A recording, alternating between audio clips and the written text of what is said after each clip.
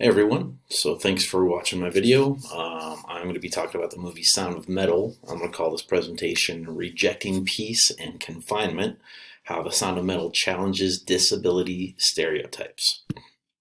Now the movie, a quick summary, would be heavy metal drummer Ruben, played by Riz Ahmed, loses his hearing mid-tour. Then he moves into a deaf community for addicts to learn sign language and continue his sobriety. Later in the movie, though, he decides to get cochlear implants to try to return to his previous life. And cochlear implants are implants that get imprinted or implanted in your brain that bypass your ears and help your brain to still be able to process sound so you can still hear in a way.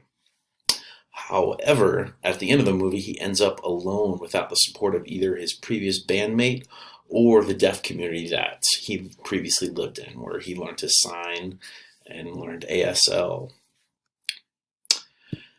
One thing about this movie is that Ruben fits into the stereotypical Hollywood narrative of people with disabilities. And usually the way that that works is that, first off, someone with a disability experiences confinement, or in this case, Ruben's realization of disability, his loss of hearing, and then B, he gets a hope for rehabilitation, or in his case, he wants to return to his previous life to possibly regain his hearing.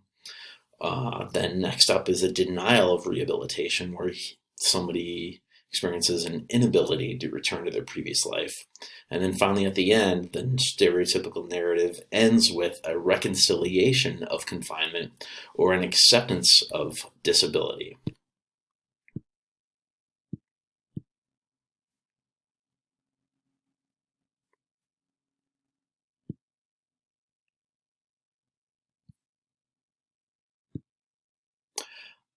One thing that this film does differently, however, and that's the big reason why I decided to present on it, is that it presents an alternative to that narrative, where it suggests instead that being deaf isn't a handicap.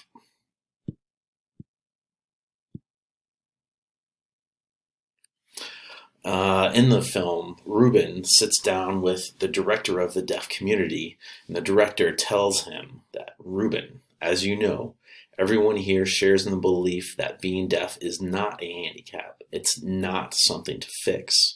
It's pretty important around here. All these kids, all of us, need to be reminded of that every day.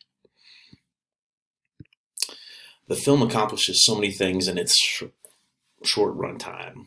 First, it presents a stereotypical narrative of people with handicaps, the experience that Ruben had. But then it also challenges that narrative by presenting one disability, in this case deafness, as not a handicap or not something to be overcome.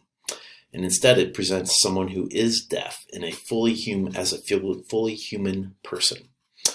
And one other interesting thing that it does differently is that it situates a disability within the idea of addiction and transforming a return to ability into an unhealthy addiction.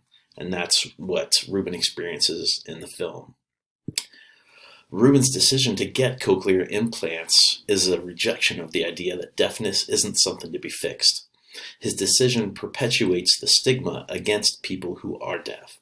And because of this, he is kicked out of the deaf community. And the final scene of the movie is slightly ambiguous, with Ruben possibly accepting his disability and getting over his addiction.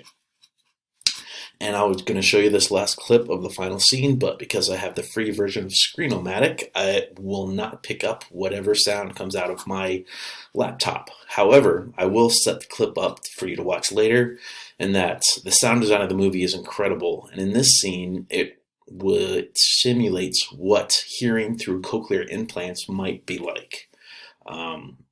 And that's all I'm going to say, because it's an amazing clip and also an amazing movie.